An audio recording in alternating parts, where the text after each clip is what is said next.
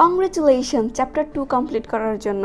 যারা কমপ্লিট করতে পারেনি অথবা আমাদের চ্যানেলে নতুন, আপনাদের জন্য ডেসক্রিপশনে লিংক দেওয়া আছে জাভাস্ক্রিপ্ট প্লেলিস্টের। আমরা খুব ফান এবং ইজি ওয়েতে অ্যানিমেশনের মাধ্যমে শেখানোর চেষ্টা করছি জাভাস্ক্রিপ্টকে। প্লিজ প্লেলিস্টটাকে সেভ করে রাখুন এবং সাবস্ক্রাইব করে রাখুন ভিডিওটা আগে পাওয়ার জন্য। অলরেডি ইউটিউব শর্টে আমি কোয়েশ্চেনগুলো দিয়ে দিয়েছি, যদি আপনারা কেউ আগে থেকে পেরে থাকেন তাহলে আবারও কংগ্রেচুলেশন, আর যদি না পেরে থাকেন নো প্রবলেম, আমি তো আছি। সো চলেন চলে যাই কোড এডিটরে এবং কোয়েশ্চেনগুলো সলভ করে ফেলি। সো চলে আসলাম আমরা আমাদের কোড এডিটরে এবং আমি অলরেডি সেট আপ দিয়ে রেখেছি কোয়েশ্চেন সহ, যাতে আমাদের সলভ করতে খুব ইজি হয় এবং আমাদের অন্য কোথাও যেতে না হয়। সো আমি এখন চলে যাচ্ছি কোয়েশ্চেন 1-এ। কোয়েশ্চেন 1-এ আমাদের 3টা ভেরিয়েবল দেওয়া আছে এবং আমরা এখানে অ্যাসাইনমেন্ট অপারেটরের মাধ্যমে ভ্যালুটাকে চেঞ্জ করছি। সো এই অপারেশনগুলো পারফর্ম করার পরে আমাদের ভ্যালুটা কত আসবে। সো আমি কোয়েশ্চেন 1-এর ডিটেলসটাকে কপি করে নিচ্ছি। So let A B C, 3টা আমরা ভেরিয়েবল নিয়েছি এবং এ বি সি 3টার ভ্যালু 5 দেওয়া আছে।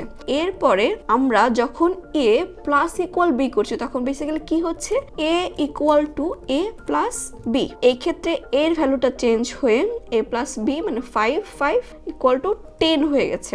এখন আমরা বি এর ক্ষেত্রে কি করছি, বি এর ভ্যালুটা বি মাইনাস ইকুয়াল সি, এটা মিন করছে B equal B minus C. সুতরাং এই ক্ষেত্রে কি হচ্ছে, 5 মাইনাস 5 ইকুয়াল টু 0 হয়ে যাচ্ছে। সিমিলারলি সি এর ক্ষেত্রে মাল্টিপ্লাই করছি, আমরা কি করছি, C equal to C multiply A by B. এই ক্ষেত্রে এ বাই বি এই জিনিসটা ইনভ্যালিড চলে আসবে কারণ বি এর ভ্যালু 0। তো আমরা এখন কনসোল লগ করি, console log A B C. আমি সেভ করলাম।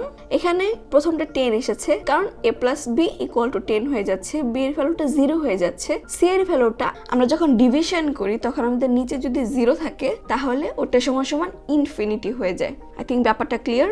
এখন চলে আসে আমাদের কোয়েশ্চেন নাম্বার 2-তে। কোয়েশ্চেন নাম্বার 2-তে কি বলা আছে যে একটা প্রোগ্রাম লিখতে টার্নারি অপারেটরের সাহায্যে যেখানে এর ভ্যালুটা যদি ট্রিপল ইকুয়াল 12 হয় তাহলে ইয়েস দেখাবে, অন্য সময় উপস দেখাবে। সো আমি জাস্ট টার্নারি অপারেটর লিখছি। আমি ভেরিয়েবলটাকে বাহিরে নিয়ে আসছি, যেহেতু আমরা এ অলরেডি আগে ডিক্লেয়ার করেছি আমি এটাকে চেঞ্জ করে দিলাম, লেট x, ওকে, জাস্ট x দিয়ে দিলাম, তাহলে এর জায়গাতে x হয়ে যাবে। সো এখন আমি টার্নারি অপারেটর সেট আপ দিচ্ছি। টার্নারি অপারেটর এই ক্ষেত্রে কি করতে হয়, প্রথমে আমাদের কন্ডিশনটা অ্যাপ্লাই করতে হয়। সো এ ট্রিপল ইকুয়াল 12, এরপর প্রশ্নবোধক চিহ্ন, এরপর যদি ট্রু হয়, সো ট্রু হলে কি আসবে, ইয়েস, আদারওয়াইজ এক্ষেত্রে আমরা কি কোলন ইউজ করি, এরপর আসবে কি উপস।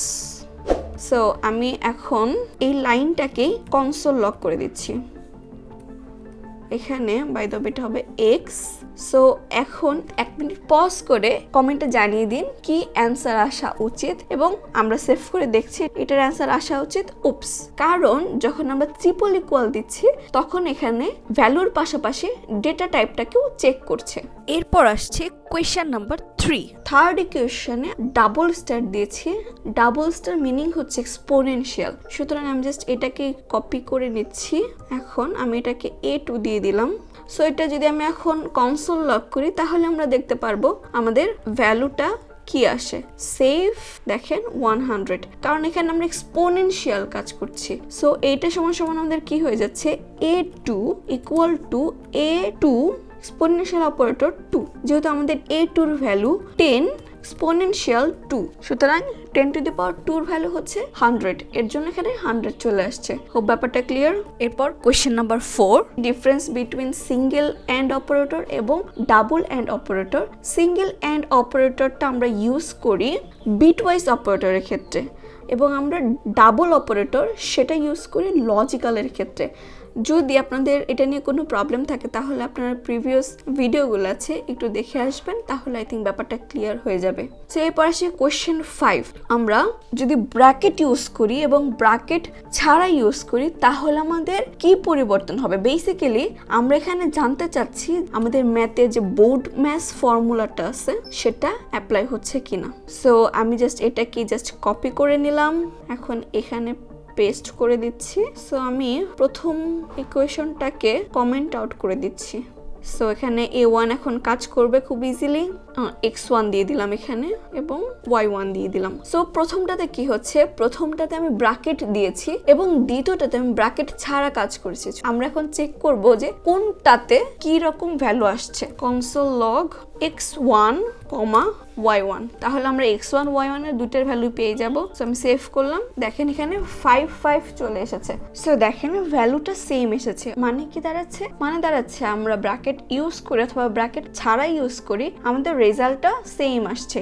আরো বেটার বোঝার জন্য আমরা একটা কাজ করছি, এখানে জাস্ট -b করে দিচ্ছি। এক্সপ্রেশন 1 এও -b করে দিলাম, এক্সপ্রেশন 2 তেও -b করে দিলাম। প্রথমটাতে ব্র্যাকেট আছে, দ্বিতীয়টাতে ব্র্যাকেট নেই। সো এখন দেখেন আমাদের রেজাল্ট কি আসছে। সো রেজাল্ট আসা উচিত 0 0, এখানে দেখেন 0 0 চলে এসেছে। সো এখানে যে জিনিসটা আমি বোঝাতে যাচ্ছি সেটা হচ্ছে যে জাভাস্ক্রিপ্ট বোর্ড ম্যাচ রুলস কে ফলো করছে। আই হোপ ব্যাপারটা ক্লিয়ার।